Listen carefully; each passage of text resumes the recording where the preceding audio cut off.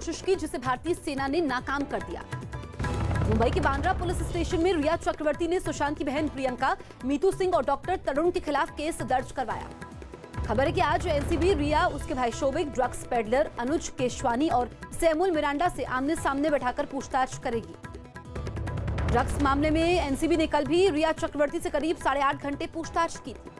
लगातार मिल रही धमकियों के बाद गृह मंत्रालय ने कंगना रनौत को वाई श्रेणी की सुरक्षा दी, जिसके बाद कंगना ने गृह मंत्री अमित शाह का शुक्रिया अदा किया। ईडी ने बैंक लोन मामले में आईसीआईसीआई की पूर्व चेयरमैन चंदा कोचर के पति दीपक को गिरफ्तार कर लिया। सीएम नीतीश कुमार ने एक दिन पहले बिहार विधानसभा चुनाव के लिए डिजिटल रैलियां शुरू कर दी और इस बीच उन्होंने राज्य में बड़ी संख्या में कोरोना टेस्ट होने का दावा किया। सुप्रीम कोर्ट में एक याचिका दाखिल की गई जिसमें कोरोना के खतरे की वजह से बिहार चुनाव टालने की मांग की गई। गुरुवार को राफाल भारतीय वायुसेना में आधिकारिक तौर पर शामिल हो जाएगा, जिसके लिए अंबाला एयरफोर्स स्टेशन पर एक कार्यक्रम आयोजित होगा। पाकिस्तान ने जम्मू कश्मीर के राजौरी में रिहायशी इलाकों में गोलाबारी की, जिसका भारतीय सेना ने भी मुंहतोड़ जवाब दिया।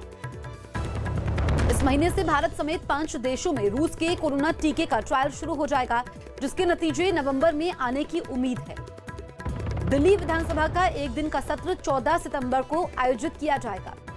खबर है कि संसद के मॉनसून सत्र में टीएमसी के 65 साल से ज्यादा उम्र के सांसद हिस्सा नहीं लेंगे।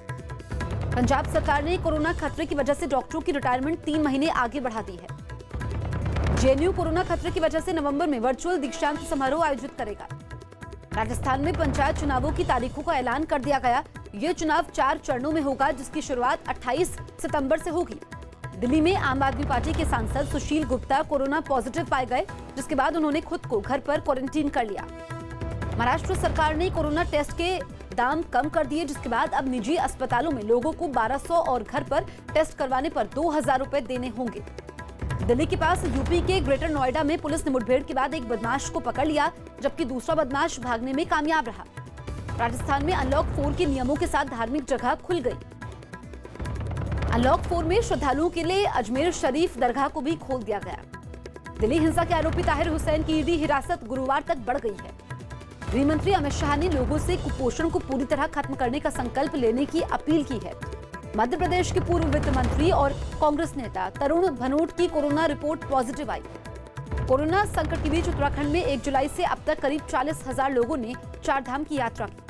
विदेश मंत्री एस जयशंकर ने बांग्लादेश के विदेश मंत्री से फोन पर बात की, जिसमें दोनों नेताओं के बीच कोरोना संकट से निपटने समेत कई मुद्दों पर चर्चा हुई।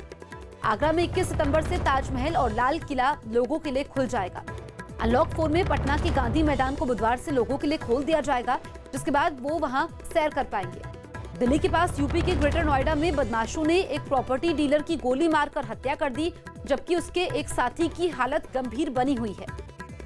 दिल्ली के करीब यूपी के नोएडा में 2 गुटों में हुई झड़प में कई लोग घायल हो गए, जिसके बाद इलाके में तनाव को देखते हुए पुलिस को तैनात कर दिया गया। यूपी के शामली में यमुना में नहाने गए एक बच्चे की डूबने से मौत हुई, जबकि उसके 2 साथी जान बचाने में कामयाब रहे। बिहार के बांका में बिजली गिरने से एक आदमी की मौत हो गई, जबकि उसकी पत्नी को गंभीर हालत में अस्पताल में भर्ती करवाया गया। यूपी के मेरठ में एक लड़के ने एक महिला की गला रेतकर हत्या कर दी, खुद को पुलिस के हवाले कर दिया। उत्तरी दिल्ली नगर निगम के मेयर जयप्रकाश कोरोना की चपेट में आ गए। दिल्ली पुलिस ने 2 खालिस्तानी आतंकवादियों को पकड़ लिया। राजस्थान हाईकोर्ट ने निजी स्कूलों को पूरी फीस का 70% लेने को मंजूरी दे दी। पटना में पूर्व मंत्री और बीजेपी नेता बैजनाथ सहनी के घर चोरों ने हाथ साफ कर दिया और लाखों के जेवर और कैश लेकर भागने में कामयाब रहे। छत्तीसगढ़ सरकार ने राज्य के निजी अस्पतालों में कोरोना के इलाज के लिए रकम तय कर दी है। हरियाणा के सीएम मनोहर लाल खट्टर ने राज्य के कॉलेजों में दाखिले के लिए ऑनलाइन प्लेटफॉर्म लॉन्च कर दिया। दिल्ली के पास यूपी के नोएडा में कोरोना टेस्ट पॉजिटिव आने के बाद 2 लड़के कैंप से भाग गए, जिसके बाद पुलिस उनकी तलाश में जुट गई। बिहार के खगड़िया में पुलिस ने एक घर से 5 अवैध हथियारों के साथ 2 लोगों को गिरफ्तार कर लिया। गुरुग्राम के मेदांता अस्पताल में कोरोना का इलाज करवा रहे हरियाणा के सीएम मनोहर लाल खट्टर की सेहत में अब पहले से थोड़ा सुधार आया। बिहार के मुजफ्फरपुर में पुलिस और बदमाशों के बीच एक मुठभेड़ हुई, जिसमें पुलिस ने लूट की वारदात को नाकाम कर दिया। 3 बदमाशों को पकड़ भी लिया। दिल्ली के पास यूपी के नोएडा में एक चलती कार में अचानक आग लगी, हालांकि ड्राइवर ने कूदकर अपनी जान बचाई। कर्नाटक में पिछले 24 घंटे में कोरोना से 141 लोगों की मौत हुई। असम के तिनसुकिया में तेल कुएं में लगी आग अब भी जारी है, जिसे बुझाने का काम तेज कर दिया गया। अनलॉक 4 में राजस्थान रोडवेज ने यूपी और मध्य प्रदेश की सभी धार्मिक जगहों के लिए बस सेवा शुरू कर दी। केंद्र सरकार ने बिहार के दरभंगा में एम्स बनाने की मंजूरी दे दी। पुणे नगर निगम ने 3 निजी लैबों पर कोरोना जांच के डेटा नहीं भेजने का आरोप लगाया और नोटिस भेजकर जवाब भी मांगा।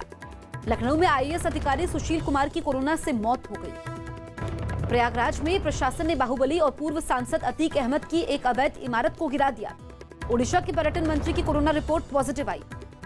दिल्ली पुलिस ने लूट के लिए एक ट्रक ड्राइवर और उसके साथी को अगवा करने के 3 आरोपियों को गिरफ्तार कर लिया। केरल गोल्ड केस में आरोपी स्वप्ना सुरेश की तबीयत खराब हुई, जिसके बाद उन्हें अस्पताल में भर्ती करवाया गया। इंग्लैंड के केस ग्रेस में पुलिस ने एक लड़के को एक छात्र पर गोली चलाने के आरोप में गिरफ्तार कर लिया। हालांकि घायल का इलाज अस्पताल में जारी है। अफ्रीकी देश सूडान में सरकार ने 30 साल के इस्लामी शासन को खत्म करने का ऐलान कर दिया। चीन ने दावा किया कि वो साल के आखिर में कोरोना का टीका तैयार कर लेगा।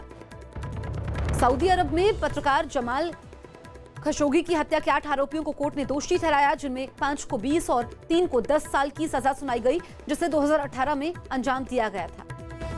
पाकिस्तान की सेना ने दावा किया कि उन्होंने 5 आतंकवादियों को मार गिराया, जिन्हें अफगानिस्तान की सीमा के पास कबायली इलाके में ढेर किया गया। रूस के विपक्षी नेता एलेक्सी नवलनी कोमा से बाहर आ गए। उनका जर्मनी में इलाज चल रहा है। डोनाल्ड ट्रंप के समर्थन में टेक्सास में निकाली जा रही वाटर परेड के समय 5 नावें डूब गई। उत्तर कोरिया के शासक किम जोंग उन ने तूफान प्रभावित इलाकों का दौरा किया। तूफान में फंसे लोगों की मदद का भरोसा भी दिया। हांगकांग में चुनाव टालने के फैसले के खिलाफ प्रदर्शन कर रहे करीब 300 लोग गिरफ्तार किए गए। अमेरिका के कैलिफोर्निया में जंगल की आग में घिरे 200 से ज्यादा लोगों को सेना के हेलीकॉप्टर की मदद से बचा लिया गया। ब्रिटेन के पीएम बोरिस जॉनसन ने ब्रिटेन के साथ व्यापार समझौता करने के लिए यूरोपीय यूनियन को 15 अक्टूबर तक का समय दिया है। यूरोप के देश बेलारूस के मिन्स्क में कुछ अज्ञात हमलावरों ने प्रदर्शन कर रहे कई लोगों को निशाना बनाया। उस वक्त ये प्रदर्शनकारी राष्ट्रपति अलेक्जेंडर लुकाशेंको के खिलाफ अपना विरोध जता रहे थे। इंग्लैंड के बर्मिंघम में हुई चाकूबाजी में एक आदमी की मौत हो गई, जबकि 7 लोग घायल हो गए। भ्रष्टाचार के आरोप में घिरे इजराइल के पीएम बेंयामिन नेतन्याहू के खिलाफ कई लोगों ने यरूशलेम में प्रदर्शन किया, उनके इस्तीफे की मांग की। जर्मनी के लैप्जिग में अतिक्रमण हटाने के समय पुलिस और प्रदर्शनकारियों के बीच हिंसक झड़प हुई, जिसमें कई लोग घायल हो गए। इंटरनेशनल ओलंपिक कमेटी ने अगले साल टोक्यो ओलंपिक्स समय पर करवाने का दावा किया है। वोडाफोन और आइडिया ने विलय के बाद नया ब्रांड लोगो पेश किया, जिसे वीआई नाम से जाना जाएगा। यानी वी का मतलब वोडाफोन और आई का मतलब आइडिया है। आरबीआई के पूर्व गवर्नर रघुराम राजन ने जीडीपी की गिरावट पर चिंता जाहिर की। अर्थव्यवस्था को संभालने के लिए जरूरी कदम उठाने की सलाह भी दी। डीजीसीए ने सुप्रीम कोर्ट को जानकारी दी कि एयरलाइंस कंपनियां 25 मार्च से 3 मई तक के लिए बुक टिकट का पूरा पैसा वापस करेंगी। एसबीआई बैंक जल्द 14,000 से ज्यादा नई भर्तियां कर सकता है। ऑस्ट्रेलिया और इंग्लैंड के बीच आज तीसरा और आखिरी टी20 मैच साउथहैम्पटन में खेला जाएगा। जॉस बटलर निजी वजह से आखिरी टी20 मैच में इंग्लैंड की टीम का हिस्सा नहीं होंगे। कैरेबियन प्रीमियर लीग में आज सेमीफाइनल का पहला मुकाबला ट्रिनबागो नाइट राइडर्स और जमैका के बीच होगा। कैरेबियन प्रीमियर लीग मैच का दूसरा सेमीफाइनल मैच गयाना और सेंट लूसिया के बीच खेला जाएगा। खबर है कि भारतीय क्रिकेट टीम के ऑस्ट्रेलिया दौरे में बदलाव किया गया है, जिसके बाद पर्थ के बजाय ब्रिस्बेन या एडिलेड में 4 टेस्ट मैचों की सीरीज होगी। भारतीय मुक्केबाज विकास कृष्ण ओलंपिक की तैयारी के लिए अमेरिका जा सकते हैं। लियोनेल मेसी ने स्पेनिश फुटबॉल क्लब बार्सिलोना से जुड़े रहने के फैसले के बाद अभ्यास शुरू कर दिया। हालांकि दूसरा कोरोना टेस्ट होने के बाद ही वो टीम से मिल पाएंगे। सर्बिया के नोवाक जोकोविच को मैच के समय लाइन जज को गेंद मारने पर यूएस ओपन से बाहर किया गया, जिस पर उन्होंने सोशल मीडिया पर खेद जताया। दिल्ली कैपिटल्स की मेडिकल टीम का एक मेंबर कोरोना पॉजिटिव पाया गया। वर्ल्ड चैंपियनशिप में कांस्य जीतने वाले पहलवान राहुल आवारे सोनीपत में कोरोना पॉजिटिव पाए गए, जहां वो नेशनल कैंप में हिस्सा लेने पहुंचे हुए थे। कोरोना पॉजिटिव पाए गए पहलवान दीपक पूनिया को थोड़ा ठीक होने के बाद अस्पताल से छुट्टी दे दी गई। पीवी सिंधु कोरोना संकट के बीच थॉम्स एंड ओबर कप में खेलने के लिए अब तैयार हो गई हैं। दिल्ली में डीडीसीए का एक कर्मचारी कोरोना पॉजिटिव पाया गया, जिसके बाद फिरोजशाह कोटला स्टेडियम परिसर में बने दफ्तर को बंद किया गया।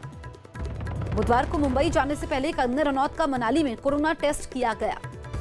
बीएमसी ने साफ किया कि कंगना रनौत के मुंबई पहुंचने पर उन्हें 7 दिन क्वारंटीन किया जाएगा, जो 9 सितंबर को पहुंचेंगी। सुशांत सिंह राजपूत की जिंदगी पर जल्द ही एक फिल्म बनाई जाएगी, जिसका नाम सुसाइड और मर्डर होगा। दीपिका पादुकोण जल्द निर्देशक शकुन बत्रा की फिल्म की शूटिंग के लिए गोवा रवाना हो जाएंगी। कैंसर से जूझ रहे संजय दत्त ने फिल्म शमशेरा की शूटिंग की और 2 दिन बाद वो फिर इलाज के लिए अस्पताल लौट जाएंगे। अभिनेता अर्जुन कपूर के बाद उनकी दोस्त मलाइका अरोड़ा भी कोरोना पॉजिटिव पाई गई। अभिनेता करण सिंह ग्रोवर जल्द छोटे पर्दे पर वापसी करेंगे, जो अपने लोकप्रिय धारावाहिक कबूल है में दोबारा नजर आएंगे। अभिनेता टॉम क्रूज की मिशन इम्पॉसिबल 7 की शूटिंग नॉर्वे में शुरू हो गई है। अभिनेता प्रभास ने तेलंगाना में काजीपल्ली रिजर्व फॉरेस्ट ब्लॉक को 2 करोड़ में गोद लिया और वो अब इसका विकास करेंगे। पाकिस्तान में करीब 6 महीने से बंद सिनेमा हॉल 11 सितंबर से खुलेंगे। टीवी शो भाभी जी घर पर हैं के प्रोड्यूसर संजय कोहली कोरोना की चपेट में आ गए।